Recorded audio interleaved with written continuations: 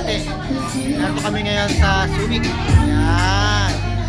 Coach Romeo. Ayan, yate, yan. Coach Roy. Then team natin, ang mga boys. Pupuntahan ko muna yung mga kababayan natin sa baba. Ayan, para makita natin team natin. Congratulations. Ayan.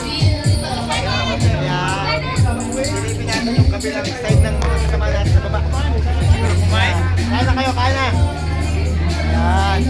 Medyo makulan lang talaga pero